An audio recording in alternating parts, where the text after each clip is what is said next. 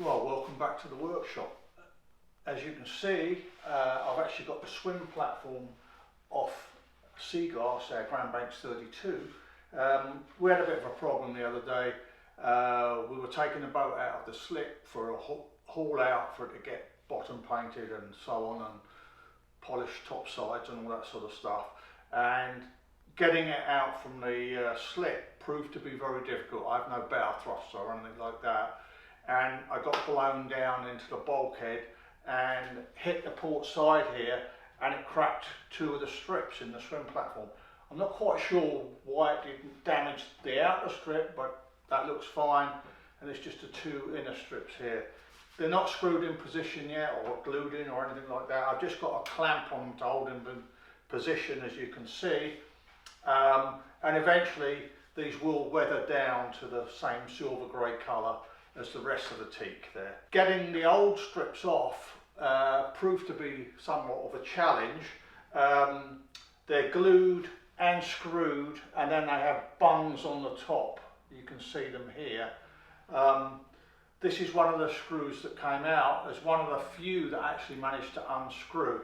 Most of them I had to drill out, and luckily these are bronze, so fairly soft metal and able to drill them out. I have to drill, counterbore these for bungs or plugs, depending on which part of the world you're in, and make new plugs or bungs.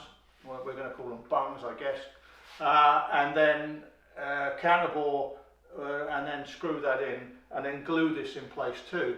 And then once all that's done and the glue's dried, we can finish off trimming up. And I'll glue them in position, and then I'll cut them to length when I've finished. I'll just cut them by hand and sand it up, be fine.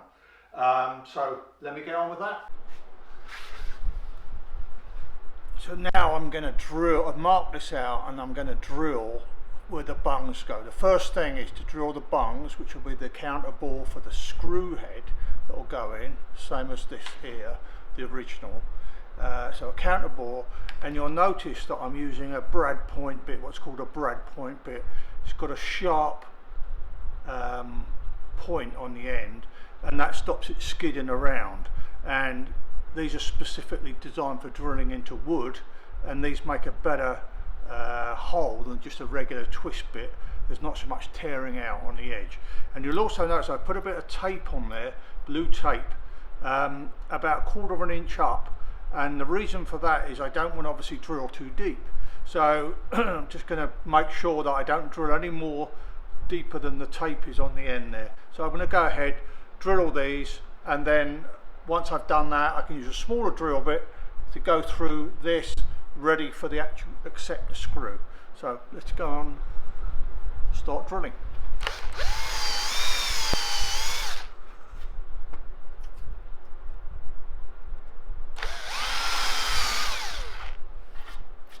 We've got one more thing to do before we can actually glue the slats, glue and screw the slats in place, and that's to cut some bungs which will go over the top of the screw and fit into that counterbore that we had earlier. You'll notice that I'm using a drill press here. That's because I'm using a special cutter, which is a bung cutter, and you'll see how that works. Basically it drills a hole and leaves a piece of wood in the middle, which we break off and push into the hole with a little bit of glue. And that's obviously exactly the same size, as I said, as the counterbore. They do come in different sizes. You can get slightly smaller than this, and you can get much larger than this, depending on what size screw or bolt or whatever fixing you're using. As I said, I'm using an offcut from the slat, so I know the wood will match up perfectly in colour and tone, so that's great. So let's get this in place, and we'll get cutting.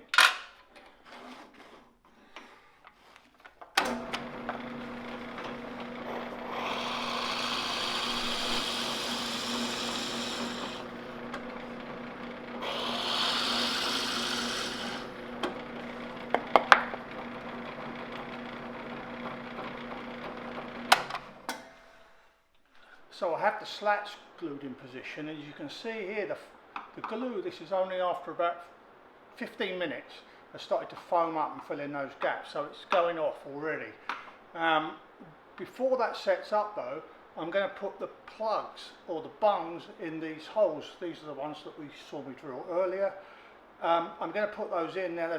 I don't really need any extra glue because when I put the screws in, some squeezed out into the hole, and you don't need a lot to hold this in. So what I'm going to do now is just put a screwdriver in there, break one off, and you probably can't see on the video, but obviously the grain runs up and down, as you can see that up and down there. Got to orientate that in line with the grain that we have on the slat, like so. And a few taps, hopefully.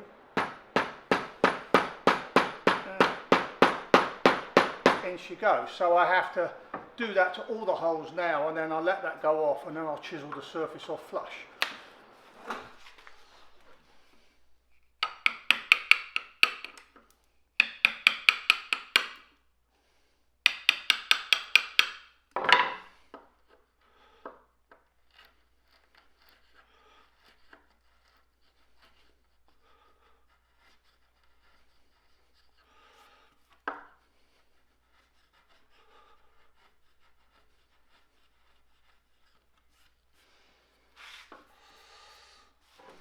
I've left this overnight, the glue's set up nice and hard.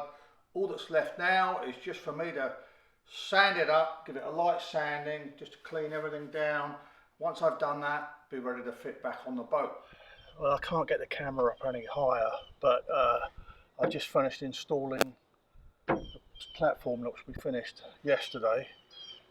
So it's looking good actually. I'm very, very pleased with it. It's not perfect. To get it perfect, I'd have to remake the whole thing, but for 35 years old it's looking pretty good, and I think that just replacing those two slats has brought the whole thing back to life. So anyway, I hope you've learned something and it's been useful to you.